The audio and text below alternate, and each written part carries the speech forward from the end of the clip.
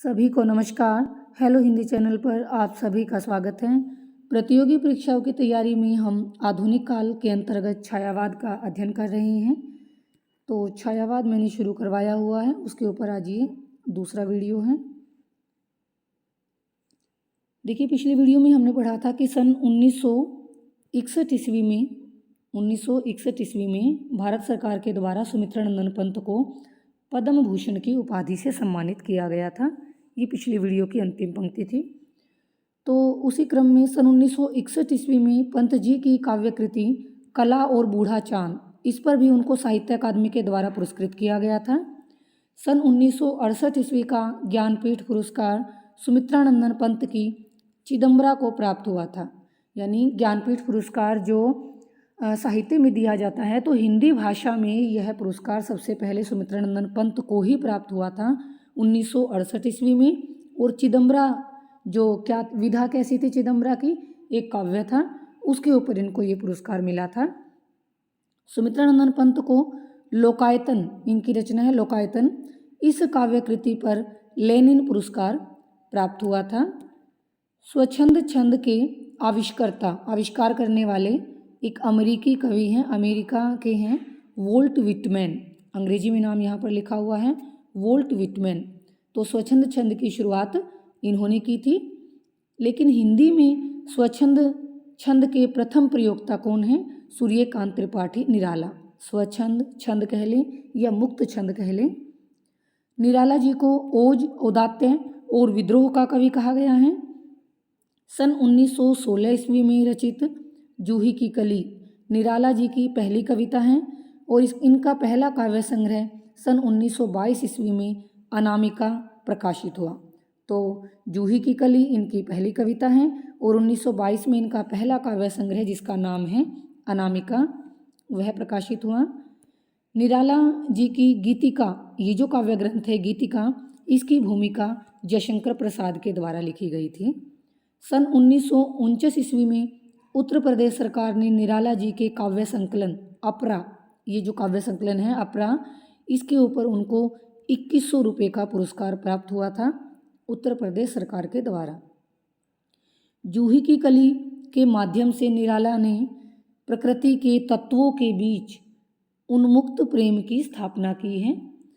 इसमें जूही को नारी के रूप में और पवन को पुरुष का प्रतीक दिखाया है।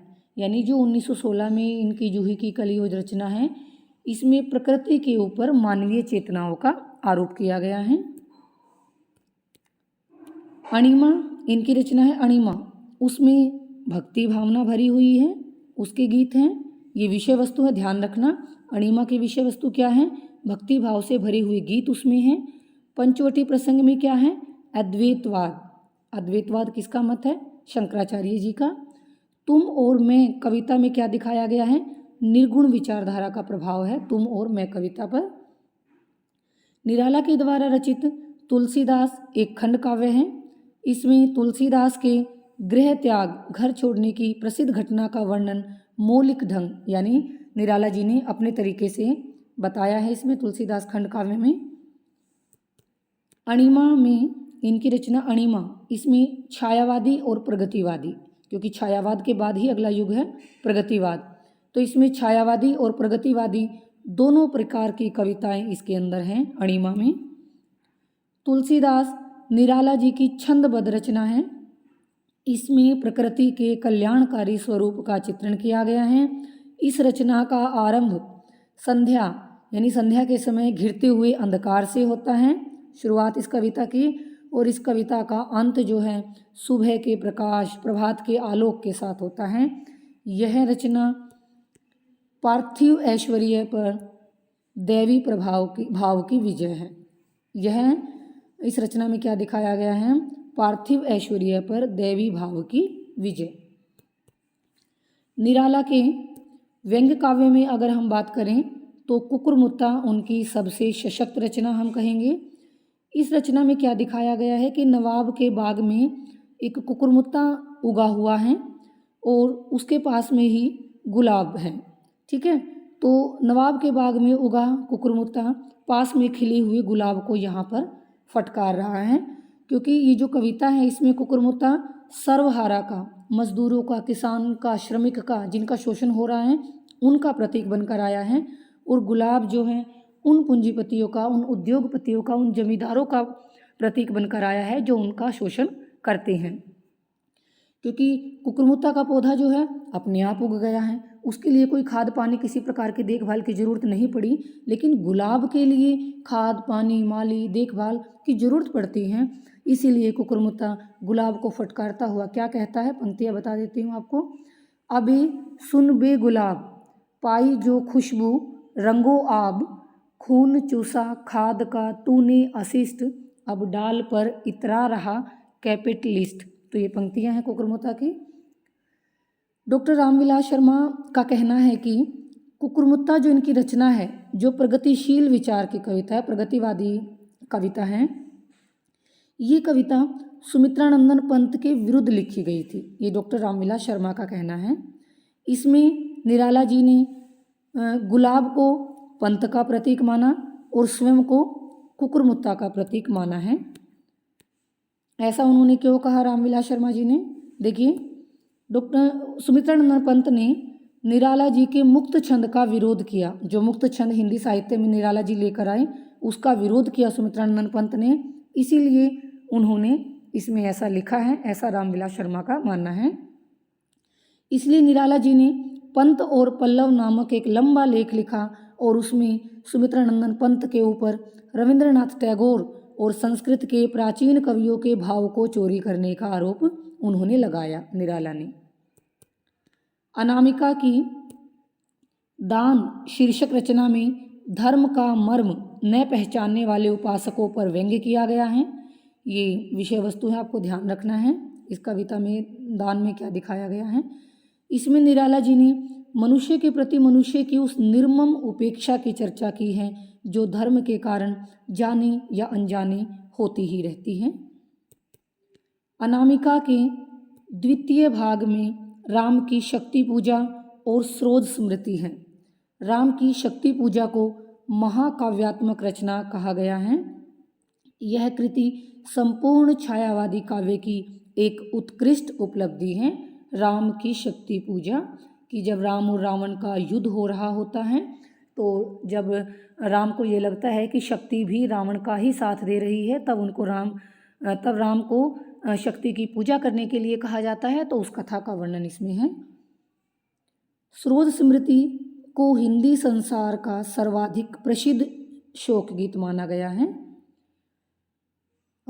स्रोत जो है निराला की पुत्री का नाम है, उनकी मृत्यु की स्मृति में है ये, मृत्यु के पश्चात स्रोत स्मृति। तो हिंदी संसार का सर्वाधिक प्रसिद्ध शोक गीत इसे माना गया है। तोड़ती पत्थर ये जो कविता है ये आर्थिक विषमता की रचना है। भिक्षुक से कविता में एक राष्ट्रीय समस्या को व्यक्त करती है। ठीक है, ये इनकी विषय वस्तु है। गीतिका में हम देखते हैं कि काव्य और संगीत का सुंदर समन्वय किया गया है। अर्चना, आराधना और गीत गुंज में गेय तत्वों की प्रधानता देखने को मिलती है। बेला काव्य ग्रंथ में निराला जी ने गजलों का प्रयोग किया है। बेला में इसमें देशभक्ति, अध्यात्म, श्रृंगार, प्रकृति आदि विषयों की रचनाएं शामिल हैं। नए पत्ते में निराला जी ने दलितों की पीड़ा को दिखाया है और उनकी दयनीय दशा को चित्रित किया है। निराला जी का अंतिम काव्य संग्रह सांध्य काकली उनकी मृत्यु के उपरांत सन 1969 ईस्वी में प्रकाशित हुआ। इस काव्य ग्रंथ की कविताओं में इनकी निजी जीवन की हताशा और निराशा की अभिव्यक्ति हुई है। इसकी कुछ कविताओं में निराला जी की विक्षिप्तावस्था का भी प्रभाव है। फिर अब हमने जयशंकर प्रसाद को पढ़ लिया, पंत को पढ़ लिया, निराला को पढ़ लिया। अब छायावाद के चतुष्टय कवियों में महादेवी जी का वर्णन यहाँ से शुरू हो रहा है। महादेवी जी ने काव्य रचना ब्रज भाषा में आरंभ की थी, बाद में वो खड़ी बोली में लिखने लगी। दिया महादेवी जी की खड़ी बोली की पहली कविता है, खड़ी बोली में लिखी गई पहली कविता है। महादेवी जी ने अपने काव्य ग्रंथों को आज जो नामकरण किया है उसमें हमें क्रमबद्धता देखने को मिलती है और वो भावों की दृष्टि से भी अत्यंत उपयुक्त है। कैसे? देखिए, उनका पहला जो काव्य ग्रंथ है वो है निहार, यानी प्रभात, सुबह में सबसे पहले निहार आता है, फिर रश्मि अवतीर्ण होती है, फिर नीरजा खिलती है, फिर सांध्य गीत की बेला आती है और इसके बाद दीप शिखा जलाई जाती है। तो क्रम से बिल्कुल हम कहेंगे निहार, रश्मि, नीरजा, सांध्य गीत और दीप शिखा। निहार में सन 1924 ईस्वी से 1928 ईस्वी के बीच लिखे गए 47 गीतों का संकलन है। ध्यान रखना है ये आपको, 47 गीतों का इसमें संकलन है, जिसमें विसर्जन, मिलन, उस पार, एक मिनट थोड़ा सा अगला पेज कर लेते हैं, उस पार, स्वप्न, आंसू, प्रतीक्षा, जो तुम आ जाते एक बार, ये उसमें प्रमुख है। ये किसकी बात कर रहे थे हम? निहार में, जिसमें जो 1924 से 1928 के बीच में लिखे गए, जिसमें 47 गीतों का संकलन है। उसके बाद निहार की कविताओं में हम देखते हैं कि वेदना का स्वर प्रबल है, प्रमुख है, और कुछ में उनकी आध्यात्मिक चेतना के हमें दर्शन होते हैं। फिर रश्मि की बात करते हैं। रश्मि में सन 1928 से 1931 के मध्य लिखे गए 35 गीत संकलित हैं, जिनमें रश्मि, दुख, अतृप्ति, जीवन द्वीप आदि प्रमुख हैं। इसका मुख्य स्वर दुखवाद से जुड़ा हुआ है और इसके ऊपर बौद्ध दर्शन का प्रभाव है। तो एक एक पंक्ति से प्रश्न बिल्कुल निकल रहा है, ध्यान रखना है। रश्मि पर किस दर्शन का प्रभाव है? बौद्ध दर्शन का प्रभाव है। कब लिखे गए? 1928 से 1931 के बीच। 35 गीत हैं और मुख्य स्वर दुखवाद से जुड़ा हुआ है। प्रमुख के नाम यहाँ पर दिए हैं, रश्मि, दुख, अतृप्ति, जीवन द्वीप आदि। फिर बात करते हैं नीरजा की। नीरजा में कुल 58 गीत हैं। इसमें शीर्षक नहीं दिए गए। यहाँ छायावाद शिल्प अधिक स्पष्ट रूप से उभर कर आया है। इन कविताओं में भावुकता की अपेक्षा अनुभूति पक्ष अधिक सबल है। सांध्य गीत में हम देखते हैं कुल 45 गीत हैं। इसमें महादेवी जी के दार्शनिक विचार अधिक प्रौढ़ रूप में उभर कर आए हैं। इसमें जीवनानुभूतियों, जीवन की अनुभूतियों की अच्छी अभिव्यक्ति हुई है। उसके बाद दीपशिखा। दीपशिखा में 51 गीत हैं। इसमें सर्वाधिक रचनाएं दीपक के ऊपर हैं, जिनमें दीप को आत्मा का प्रतीक मानकर उस समय तक निष्कंप भाव से विरह में जलने के लिए प्रोत्साहित किया गया है, जब तक प्रभात की बेला न दिखाई दे। तो इस प्रकार दीपशिखा का वर्णन भी हमें यहाँ पता चल गया।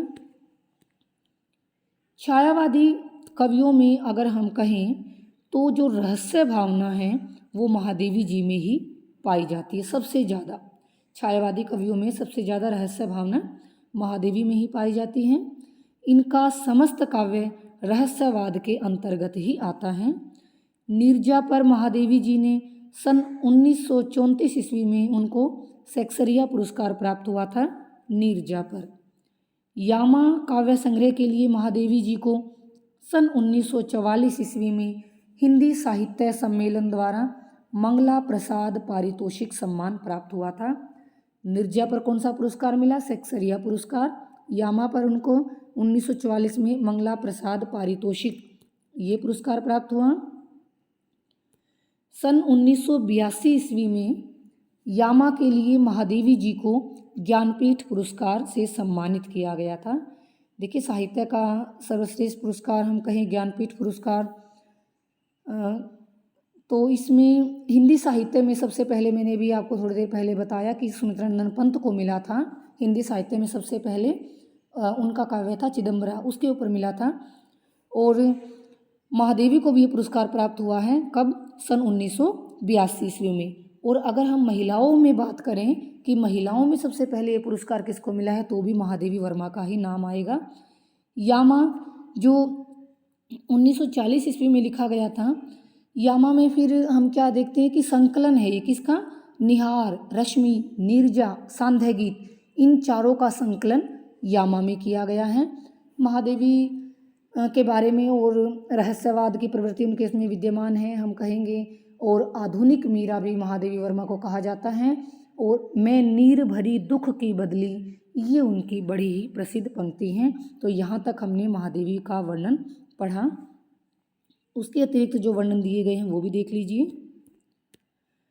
बालकृष्ण शर्मा नवीन के 2 काव्य संकलन थे, ऐपलक और कवासी। ठीक है, ये छायावादी भावबोध की दृष्टि से महत्वपूर्ण हैं। ऐपलक, कवासी बालकृष्ण शर्मा नवीन के हैं। मोहनलाल महतो वियोगी, वियोगी अगर उपनाम भी आए तो भी आपको पहचान लेना है। मोहनलाल महतो, इनके काव्य संग्रह हैं निर्माल्य और एक तारा, इसमें छायावादी कविताएं हैं। इनकी कविताओं में कल्पना को महत्व दिया गया है। इन पर रविंद्रनाथ टैगोर का प्रभाव है। जनार्दन झा द्विज, जनार्दन झा द्विज, इनके द्वारा लिखी गई अनुभूति और अंतर्ध्वनि, ये कि दोनों के दोनों भी छायावादी काव्य संग्रह हैं। द्विज के, द्विज उपनाम किसका है? जनार्दन झा का। तो अनुभूति में वेदना का स्वर प्रधान है। इसकी शैली सुमित्रानंदन पंत के निकट है, उनके जैसी ही है। छायावादी कवियों में डॉक्टर रामकुमार वर्मा का विशेष स्थान है। रूपराशि, निशीथ, चित्ररेखा आदि इनके छायावादी काव्य संग्रह हैं। इन रचनाओं के कण कण में व्याप्त परम सत्ता की झांकी हमें देखने को मिलती है। उसके बाद आरसी प्रसाद सिंह का कलापी, ये जो काव्य संग्रह हैं ये भी छायावादी काव्य संग्रह हैं। इसमें प्रेम, सौंदर्य और प्रकृति का चित्रण है। केदारनाथ मिश्र प्रभात की चिरस्पर्श, सेतुबंध, शुभ्रा आदि जो कविताएं हैं वो भी छायावादी विशेषताओं से युक्त हैं। उदय शंकर भट्ट की अधिकांश रचनाओं में छायावादी भावुकता देखने को मिलती है। राका, मानसी, विसर्जन, युगद्वीप, अमृत और विष उनके काव्य संग्रह हैं उदय शंकर भट्ट के। छायावादी कवि रामनाथ सुमन के द्वारा लिखा गया विपंची, ये जो काव्य संग्रह है इसमें प्रेम के गीत हैं, प्रेम परक गीत हैं। गोपाल सिंह नेपाली, नेपाली उपनाम से अगर हम पूछे तो गोपाल सिंह का नाम लेना है। गोपाल सिंह नेपाली की रचनाओं में छायावादी प्रभाव पाया जाता है। इनकी कविताओं में प्रकृति प्रेम का स्वर प्रमुख है। इनके 2 काव्य संग्रह पंछी और रागिनी हैं। तो ये गोपाल सिंह नेपाली की रचनाएं हैं। तो छायावाद यहाँ पर समाप्त होता है, लेकिन छायावाद में ही जो उत्तर छायावाद हैं उसके बारे में भी हम अगले वीडियो में पढ़ेंगे। तब ही छायावाद का अध्ययन हमारा कंप्लीट होगा, पूर्ण होगा। तो मैं उम्मीद करती हूँ कि आपको समझ आ रहा होगा। मिलते हैं अगले वीडियो में। मुझे सुनने के लिए आप सभी श्रोतागणों का बहुत बहुत धन्यवाद।